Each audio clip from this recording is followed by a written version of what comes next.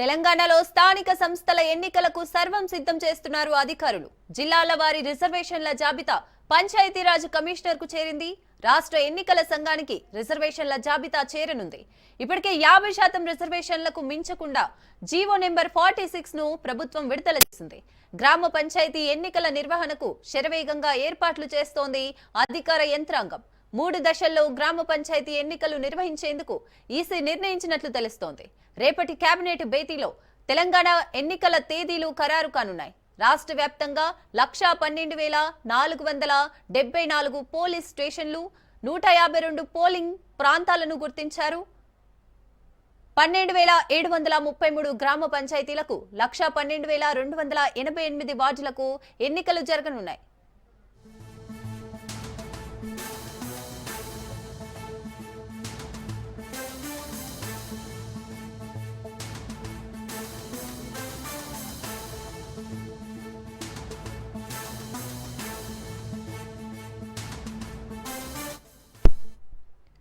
Right, తెలంగాణలో స్థానిక సంస్థల ఎన్నికలకు సర్వం సిద్ధం చేస్తున్నట్లుగా తెలుస్తోంది. మరిన్ని అప్డేట్స్ మా ప్రతినిధి సునీల్ అందిస్తారు. సునీల్, తెలంగాణ రాష్ట్ర వ్యాప్తంగా ఎంతో ఆసక్తిగా ఎదురుచూస్తున్నటువంటి గ్రామ పంచాయతీ ఎన్నికలకు సంబంధించి రాష్ట్ర ప్రభుత్వము సర్వం సిద్ధమైనట్లు తెలుస్తుంది. ఎందుకంటే ఇప్పటికే గత క్యాబినెట్ సమావేశంలో గ్రామ పంచాయతీ ఎన్నికలు మొదటిసారిగా నిర్వహించాలని రాష్ట్ర క్యాబినెట్ తీర్మానం చేయడం జరిగింది. ఈ నేపథ్యంలోనే అన్ని జిల్లాలో ఉన్నటువంటి అధికారులతో ఇప్పటికే జీవో నెంబర్ 46ని విడుదల చేసి పూర్తిగా నియమ నిబంధనల మొత్తం కూడా వెల్లడించడం జరిగింది. ఇందులో భాగంగానే రిజర్వేషన్ల ఆధారంగా గతంలో మనం చూడొచ్చు 42% బీసీలకు కేటాయించినప్పటికీ కూడా ఆ రిజర్వేషన్ల ప్రక్రియ అటు హైకోర్టులోను సుప్రీంకోర్టులోను మరోవైపు గవర్నర్ దగ్గర రాష్ట్ర ప్రభుత్వానికి కొంత ఇబ్బందులు తలెత్తిన నేపథ్యంలో మళ్ళీ పాత రిజర్వేషన్ పద్ధతుల ద్వారా అంటే 2018లో స్థానిక సంస్థల ఎన్నికలు ఏ విధంగా రాష్ట్ర ప్రభుత్వం నిర్వహించిందో అదే తరహాలో ఇప్పుడు కూడా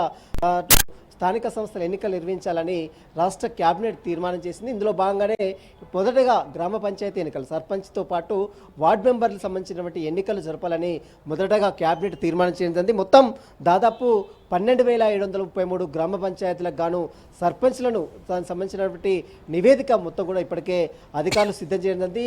ఆర్డీఓలు మొత్తం కూడా సర్పంచ్లటువంటి రిజర్వేషన్ ప్రక్రియ మొత్తం కూడా పూర్తి చేయనుంది. దీంతో పాటు వార్డు మెంబర్లకు సంబంధించినటువంటి ప్రక్రియ మొత్తం కూడా రిజర్వేషన్ల ప్రక్రియ మొత్తం కూడా ఎంపీడీఓలు పూర్తి చేసి గెజిట్ నోటిఫికేషన్ విడుదల చేసి జిల్లా కలెక్టర్లు మొత్తం కూడా రిపోర్ట్ అన్నిటి కూడా ఈరోజు రాష్ట్ర ప్రభుత్వానికి సమర్పించారు.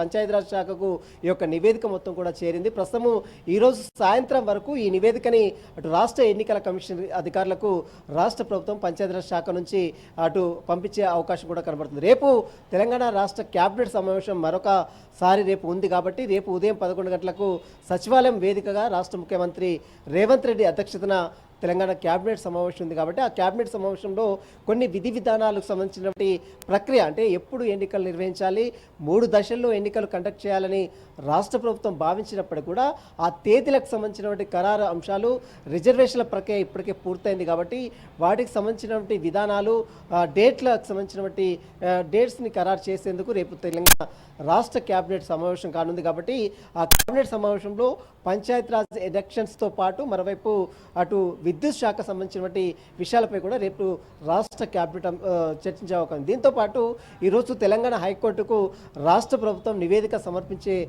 అవసరం ఉంది. ఎందుకంటే ఈరోజు హీరింగ్ ఉంది. ఎందుకంటే గతంలో ఎలక్షన్స్ కండక్ట్ చేయాలంటూ కూడా సుందర్ అనే వ్యక్తి గతంలో హైకోర్టులో పిటిషన్ దాఖలు చేశారు. ఆ పిటిషన్పై ఈరోజు తెలంగాణ హైకోర్టు మరొకసారి విచారణ చేపట్టిన నేపథ్యంలో chief justice bench Aparesh Kumar Singh bench ఈరోజు సెలవులో ఉన్న నేపథ్యంలో ఈ పిటిషన్ని రేపటికి వాయిదా వేడింది. రేపు తెలంగాణ రాష్ట్ర ప్రభుత్వం సంబంధించిన ఎన్నికలు స్థానిక సంస్థల ఎన్నికలకు సంబంధించిన విషయాలు కావచ్చు, బీసీ రిజర్వేషన్లకు సంబంధించినటువంటి అంశాలన్నిటి కూడా రాష్ట్ర ప్రభుత్వం ఒక నివేదిక ద్వారా అటు అడ్వకేట్ జనరల్ సుదర్శన్ రెడ్డి కోర్టుకు విన్నవించే అవకాశం ఉంది. దీంతో పాటు రేపు రాష్ట్ర క్యాబినెట్ సమావేశం అనంతరం హైకోర్టు హీరింగ్ అనంతరం రేపు సాయంత్రం లేదా ఎల్లుండి మార్నింగే ఎన్నికల కమిషన్ నోటిఫికేషన్ కూడా అంటే గ్రామ పంచాయతీ సంబంధించినటువంటి ఎన్నికల నోటిఫికేషన్స్ కూడా విడుదల చేసే అవకాశం. ఏది ఏమైనప్పుడు కూడా గత కొంతకాలంగా ఎంతగానో ఆసక్తిగా ఎదురు చూస్తున్నటువంటి గ్రామ పంచాయతీ ఎన్నికలకు సంబంధించి నగారా మోగనుంది. ఇప్పటికే గ్రామీణ స్థాయిలో ఇప్పటికే ఎవరెవరు నిలబడాలి ఏంటి అనే దానిపై కూడా ఇప్పటికే చర్చలు జరుగుతున్నాయి.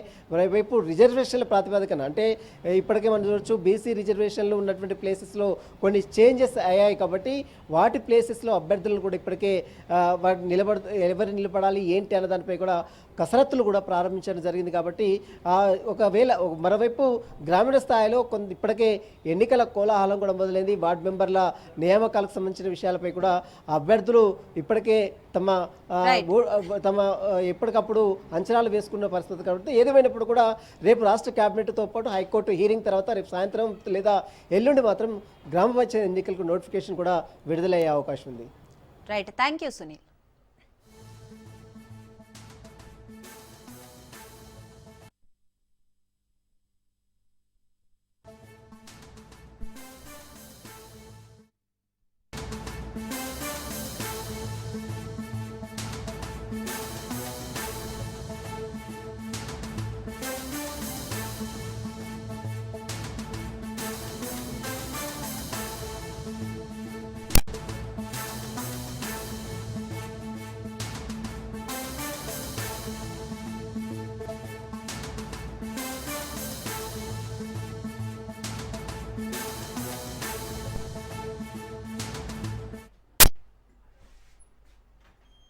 బాలీవుడ్ దిగ్గజ నటుడు ధర్మేంద్ర ఇక లేరు. ముంబైలోని తన నివాసంలో చికిత్స పొందుతూ తుది శ్వాస విడిచారు. కొంతకాలంగా గుండె సంబంధిత సమస్యలతో ఆయన ఇబ్బంది పడుతున్నారు. కొద్ది రోజుల క్రితం ముంబైలోని ఓ ప్రముఖ ఆసుపత్రిలో ధర్మేంద్ర చికిత్స పొందుతుండగా తన ఆరోగ్యం మరింత క్షీణించడంతో కుటుంబ సభ్యులు ఇంటికి తీసుకెళ్లారు. ఇంటి వద్దే వైద్యుల పర్యవేక్షణలో ఆయన ఉన్నారు. అయితే పరిస్థితి విషమించడంతో ధర్మేంద్ర మరణించారు. 300కు పైగా చిత్రాల్లో నటించిన ఆయన యాక్షన్ కింగ్ గా, బాలీవుడ్ హీమ్యాన్ గా గుర్తింపు దక్కించుకున్నారు.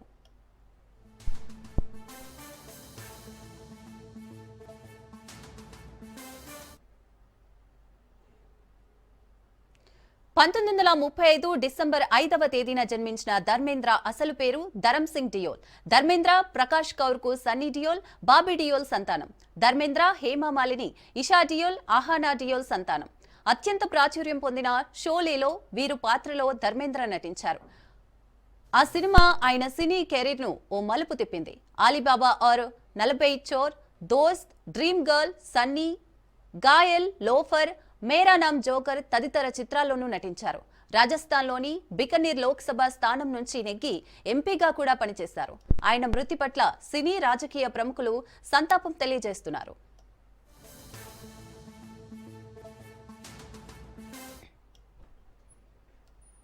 రైట్, ఇదే అంశానికి సంబంధించి మరిన్ని డీటెయిల్స్ మా ప్రతినిధి సంపత్ అందిస్తారు. సంపత్, కొంతకాలంగా అనారోగ్యంతో బాధపడుతున్న బాలీవుడ్ హీరో ధర్మేంద్ర ఉన్నారు. ఆయన ఈ రోజు మనకు తెలుస్తా ఉంది. ఏదైతే బాలీవుడ్ హీరోయిన్ గా గుర్తింపు పొందిన ఆయన షోలే సినిమాతో వాళ్ళ ప్రేక్షకులకు మనకు దగ్గరగా ఉన్నటువంటి వ్యక్తి. దాదాపు 300కి పైగా సినిమాల్లో నటించిన ఆయన పూర్తి పేరు కూడా ధరమ్ సింగ్ డియోల్. అయితే ఇది మృతి కూడా ఇక్కడే సంతాపం చేసుకోవాలి. సినీ రాజకీయ ప్రముఖులు అందరూ సంతాపం చేసుకున్న పరిస్థితి మనకు చూస్తున్నాము. అయితే ఇదైతే ఇద్దరు భార్యలు కూడా ఉన్నారు, ప్రకాష్ కౌర్, హేమామాలిని. అయితే ఏదైతే ఈ బిజినెస్ హీరో ఏదైతే బాలీవుడ్ లో హీరోలుగా సన్నీ డియోల్, బాబీ డియోల్ ఉన్నారో వీళ్ళు మొదటి భార్య బట్టి సంతానంగా చేసుకోవచ్చు. అయితే దోస్త్, డ్రీమ్ గర్ల్, గాయల్ అంటే తదితర సినిమాలో కూడా నటించి చాలా మంచి చేతిస్తులు అందరికీ తెలిసింది. అయితే ఈయన చివరి సినిమా ఏదైతే ఉందో ఇచ్చి అసలు ఈ సినిమా కూడా డిసెంబర్ 20వ తారీఖు రిలీజ్ కావాల్సింది. పోస్ట్ ప్రొడక్షన్ కార్యక్రమాలు జరుగుతున్న నేపథ్యంలో ఆయన చనిపోవడం కూడా కొంత నిరాశగా పరిస్థితుంది. ఏదైతే బాలీవుడ్ హీరోలు అందరూ కూడా తన సంతాపంగా తెలియజేస్తారు. అలాగే అయితే టాలీవుడ్ హీరోగా సంతాపం చేస్తున్నాము. అయితే షోలో సినిమాతో అలాగే చుట్టే సినిమాతో అయితే మనకి ఏం చెప్తారో 2012లో కూడా పద్మభూషణ్ అవార్డు కూడా సొంతం చేస్తున్నారు. అలాగే అత్యధిక హిట్ సినిమాలో రికార్డ్ చేసినట్టు కూడా ఆయన పేరు మీద ఉండమని తెలుస్తా ఉంది. దాదాపు 300కు పైగా సినిమాలో నటించిన ఆయన 2004లో కూడా రాజస్థాన్ బికనీర్ నుంచి కూడా ఎంపీగా కూడా ఎన్నికవడం కూడా జరిగింది. అయితే 2012కి సంబంధించి అప్పుడు కూడా ఆయన పద్మ అవార్డు కూడా వచ్చింది. అయితే 1997లో lifetime Filmfare lifetime achievement award కూడా అందుకున్న ఆయన ఈ రోజు ఇవి లేకపోవడంతో చాలా మంది ఇండస్ట్రీలో ఉన్న ప్రతి సభ్యులు కూడా సంతాపం కూడా వ్యక్తి పత్రిక మనకి కనిపిస్తా ఉంది. అయితే చివరి రోజులకు ఎందుకంటే లాస్ట్ ఫెయిల్ ఉన్నప్పుడు కూడా చివరి రోజుల్లో కూడా తను ఆ సినిమాలు కనిపించడం కాబట్టి కూడా తను ఆ సినిమాలు కూడా చేసే పక్షం చూస్తున్నాము. ఏదైతే చివరిసారిగా నటించిన సినిమా కూడా ఇట్లీస్ట్ అనే సినిమా కూడా త్వరలో రిలీజ్ కాబోతా ఉంది. ఈ సందర్భంగా కూడా ఆ యూనిట్ అంతా కూడా వాళ్ళకి సందర్భంగా తెలియజేసిన పత్రిక మనం చూస్తున్నామని. Right, thank you Sampath.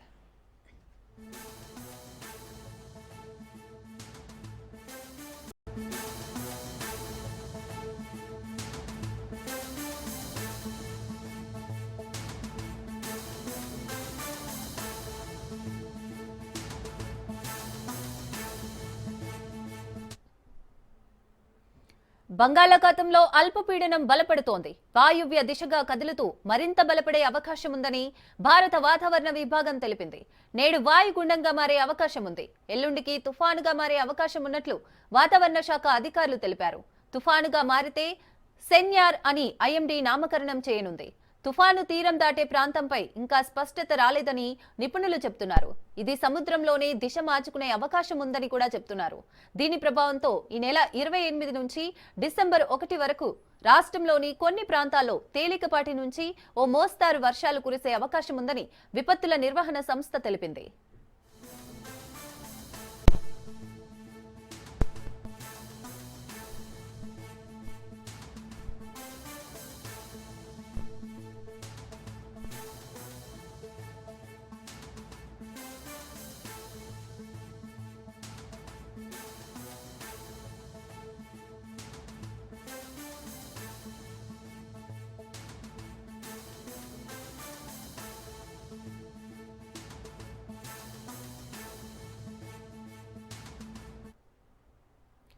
బంగాళాఖాతంలో అల్పపీడనం బలపడుతోంది. వాయువ్య దిశగా కదులుతూ మరింత బలపడే అవకాశం ఉందని భారత వాతావరణ విభాగం తెలిపింది. నేడు వాయుగుండంగా మారే అవకాశం ఉంది. ఎల్లుండికి తుఫానుగా మారే అవకాశం ఉన్నట్లు వాతావరణ శాఖ అధికారులు తెలిపారు. తుఫానుగా మారితే సెన్యార్ అని ఐఎండీ నామకరణం చేయనుంది. తుఫాను తీరం దాటే ప్రాంతంపై ఇంకా స్పష్టత రాలేదని నిపుణులు చెబుతున్నారు. ఇది సముద్రంలోనే దిశ మార్చుకునే అవకాశం ఉందని చెబుతున్నారు. దీని ప్రభావంతో ఈ నెల 28 నుంచి డిసెంబర్ 1 వరకు రాష్ట్రంలోని కొన్ని ప్రాంతాల్లో తేలికపాటి నుంచి ఓ మోస్తరు వర్షాలు కురిసే అవకాశం ఉందని విపత్తుల నిర్వహణ సంస్థ తెలిపింది.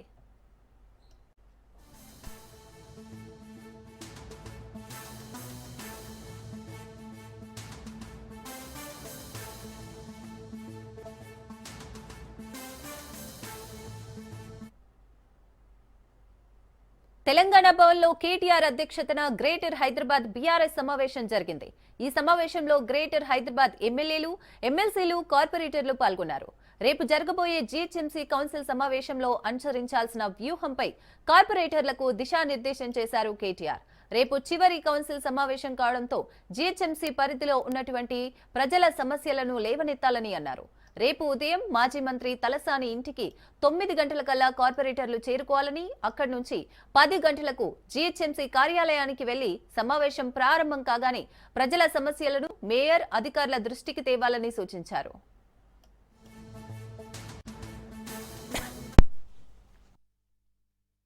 ఈసారి హైదరాబాద్ లో కురిసిన భారీ వర్షాలకు రోడ్లన్నీ అధ్వానంగా మారాయని, ఎక్కడ పడితే అక్కడ డ్రైనేజీలు పొంగి పొర్లుతున్నాయని, కాలువల్లో చెత్త పేరుకుపోయిందని, ట్రాఫిక్ సమస్య మరింత జటిలమైన విషయాలను అధికారుల దృష్టికి తేవాలని కార్పొరేటర్లకు సూచించారు కేటీఆర్. కాంగ్రెస్ అధికారంలోకి వచ్చిన తర్వాత గ్రేటర్ హైదరాబాద్ లో చేసిన అభివృద్ధి పైన ఏంటో ప్రజలకు వివరించాలని, ఈ విషయంపై మేయర్ అధికారులపై ఒత్తిడి తేవాలన్నారు.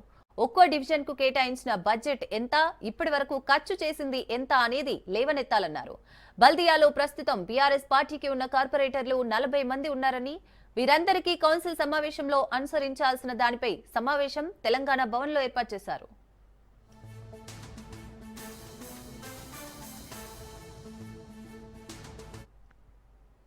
రాజేంద్రనగర్ లో సేవరేజ్, సీసీ రోడ్ల సమస్యలు ఎక్కువగా ఉన్నాయన్నారు కార్పొరేటర్ అర్చనా జయప్రకాష్. రాజేంద్రనగర్ లో హైడ్రాతో పేద ప్రజలు భయభ్రాంతులకు గురి కావాల్సి వస్తుందని ఎమ్మెల్యే ప్రకాష్ గౌడ్ అధికార కాంగ్రెస్ పార్టీలోకి వెళ్లిన కూల్చివేతలు మరింత ఎక్కువయ్యాయని వాపోయారు. ఎటువంటి సమాచారం లేకుండా హైడ్రా రాత్రికి రాత్రే అనేక ఇళ్లు నేలమట్టం చేశారన్నారు. ఎక్కడ పడితే అక్కడ ఇష్టం వచ్చినట్లు డిమోలేషన్ చేస్తున్నారని నోటీసులు ఇస్తున్నారన్నారు. నమస్కారం, నా పేరు అర్చన. నేను రాజేంద్ర నగర్ కార్పొరేటర్ 60 వార్డ్కి. ముందుగా మా పబ్లిక్ సమస్యలు ఏంటంటే sewerage problem, CC road problem ఉన్నాయి. ఏదైతే ఇప్పుడు మాది ఆరంఘర్ చౌరస్తా నుంచి నాది బాపుఘాట్ లెఫ్ట్ సైడ్ దాకా వస్తుంది. రీసెంట్గా హైదరాబాద్ టీము కూడా చాలా ఇబ్బంది పెట్టారు. ఎందుకంటే స్ట్రీట్ వెండర్స్ వాళ్ళు గత 15 ఇయర్స్ నుంచి అక్కడ షాప్ది నడిపించుకుంటున్నారు. వాళ్ళకు ఒక ఇంటిమేషన్ ఇవ్వకుండా ప్రకాష్ గౌడ్ ఉన్నాక కూడా కావాలని మొత్తం డెమాలేషన్ చేసేసారు. ఇంకొకటి, ఇప్పుడు టౌన్ ప్లానింగ్ సెక్షన్ ఎట్లా అయిపోయిందంటే ఎక్కడ చూసినా ఎవరికి పడితే వాళ్ళకి నోటీస్ ఇచ్చేస్తున్నారు, డెమాలేషన్ చేసేస్తున్నారు. వాళ్ళకి ఒక టైం సెన్స్ ఏమి ఇవ్వట్లే. ఇప్పుడు రాజేంద్ర నగర్లో 5 డివిజన్స్ వస్తాయి. శాస్త్రీపురం, సులేమన్ నగర్ కూడా ఇంక్లూడ్ అవుతుంది. కాకపోతే అది ఓఎస్సీ బ్రదర్స్ వాళ్ళది. వాళ్ళు అక్కడికి వెళ్ళైతే ఎవరు ఒక్కళ్ళు కూడా వెళ్ళరు. ఎందుకంటే వాళ్ళ ప్రభుత్వం వాళ్ళు ఉంది, వాళ్ళకి కొంచెము సాధిస్తున్నారు కాబట్టి వాళ్ళని నడుస్తుంది. యాజ్ ద నేను బీఆర్ఎస్ కార్పొరేటర్ నాకు ఇబ్బంది పెడుతున్నా కూడా మేము తట్టుకొని మేము ముందుకు వెళ్ళి మాకు ఏవైతే పనులు ఉన్నాయో మేము జోనల్ కమిషనర్ దగ్గరికి వెళ్ళి మళ్ళీ ప్లస్ మేము కమిషనర్ లెవెల్గా వెళ్ళి మేము కొట్లాడి మరీ చేసుకుంటున్నాం. ఎందుకంటే 2023లో రామన్న నాకు ఒక 50 crores వర్క్ పర్మిట్ ఇచ్చినందుకే ఆ వర్క్ పర్మిట్లో నాకు ఇప్పుడు ఇవన్నీ నడుస్తూనే ఉన్నాయి. రేపు జరగబోయే కౌన్సిల్ సమావేశానికి సంబంధించి ఈరోజు మా party working president KTR Telangana భవన్లో మీటింగ్ ఏర్పాటు చేశారని అన్నారు Sitaphal MD corporator Hema. GHMC పరిధిలో ప్రజలు అనేక సమస్యలతో ఇబ్బందులు పడుతున్నారని, 2 సంవత్సరాల నుంచి ఎటువంటి అభివృద్ధి గ్రేటర్ హైదరాబాద్ లో జరగలేదని, అధికారుల దగ్గరకు వెళ్తే డబ్బులు లేవని సమాధానం చెప్తున్నారని, ప్రజల దగ్గర మేము సమాధానం చెప్పుకోలేని పరిస్థితి ఈనాడు వచ్చిందని అన్నారు. దీనిపైన రేపు జరగబోయే కౌన్సిల్ సమావేశంలో మేయర్ ఎటువంటి సమాధానం చెప్తారో చూడాలని, కౌన్సిల్ సమావేశంలో ప్రతిపక్షాల గొంతు నొక్కకుండా ఉండాలని అన్నారు. సమస్యలపైన ఖచ్చితంగా మేయర్ను ప్రశ్నిస్తామని, ఇప్పటి వరకు డివిజన్లకు ఎంత బడ్జెట్ ఖర్చు చేశారో సమాధానం చెప్పాలని అన్నారు.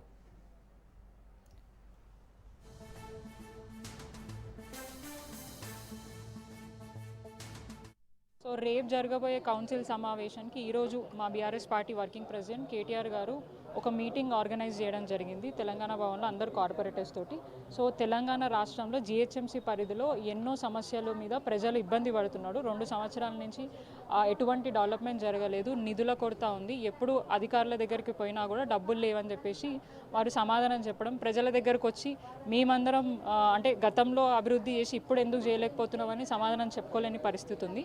మరి దీన్ని మేయర్ గారు ఎట్లా సమాధానం చెప్తారు, ప్లస్ అధికారులు ఏ రకంగా సమాధానం చెప్తారు అనేది చూడడానికి ఉన్నాం. గత సమావేశాల్లో ఎప్పుడు జరిగినా కూడా పోలీసు వాళ్ళని పెట్టుకొని, అధికారులను పెట్టుకొని మమ్మల్ని బయటికి పంపించి మళ్ళీ అది కూడా మేము చాలా గ్రేట్గా కౌన్సిల్ నడిపించుకున్నాం అని చెప్పేసి వాళ్ళంతటా వాళ్ళు అప్రిషియేషన్స్ చేసుకున్నారు. సో ఈసారి ఎట్లుంటుంది అనేది మేము కూడా చూస్తాం. ఖచ్చితంగా మేయర్ గారిని, అధికారులను ప్రశ్నిస్తాం. మాకు ఇస్తా అన్న నిధులు ఎక్కడ పోయినాయి, గతంలో బడ్జెట్ సమయంలో ఇన్ని నిధులు మేము ఇస్తున్నాము, ఇన్ని డివిజన్లకి, ఇన్ని నియోజకవర్గాలకి ఇన్ని కోట్ల నిధులు కేటాయిస్తున్నాం అని చెప్పేసి ఆ రోజు బడ్జెట్ ప్రవేశపెట్టారు. మరి అప్పటి నుంచి ఇప్పుడు దాకా ఎంత బడ్జెట్ పెట్టినారు, ఎంత మేరకు నిధులు వచ్చినాయి, ఎంత మేరకు పనులు వేగంగా జరిగినాయి, వాటి మీద డిస్కషన్ ఉండాలి. ఖచ్చితంగా మేయర్ గారు రైట్ నో మంత్రి లోకేష్ మాట్లాడుతున్నారు. ఇప్పుడు లైవ్ చూద్దాం. నియమించాలన్న నిర్ణయం తీసుకున్న ముందల గౌరవ ముఖ్యమంత్రి గారు నన్ను పిలుస్తాం జరిగింది. ఆయన నన్ను పిలిచి 2019 నుంచి 24 వరకు మనం అనేక సార్లు చర్చించాం. సమాజంలో నైతిక విలువలు తీసుకురావాల్సిన బాధ్యత ఉందని మనందరం 1-10 సార్లు మాట్లాడుకున్నాం. ఏం చేస్తే బాగుంటుందని గౌరవ ముఖ్యమంత్రి గారు నన్ను అడిగారు. నేను అనేక సందర్భాల్లో చెప్పా, గౌరవ ముఖ్యమంత్రి గారిని చూసి లైఫ్ లాంగ్ లెర్నర్ని నేనని. సో గౌరవ ముఖ్యమంత్రి గారికి చెప్పా, మీరు ఏ నిర్ణయం తీసుకున్నా ఒక విద్యాశాఖ మార్చులుగా మేము ఆ నిర్ణయం కట్టుబడి ఉంటామంటే, అప్పుడు ఒక్క క్షణం కూడా ఆలోచించకుండా చాగంటి కోటేశ్వరరావు గారిని ఏకంగా క్యాబినెట్ ర్యాంక్ ఇచ్చి ఆంధ్ర రాష్ట్ర ప్రభుత్వానికి సలహాదారుగా నియమించారు గౌరవ ముఖ్యమంత్రి శ్రీ నారా చంద్రబాబు నాయుడు గారు.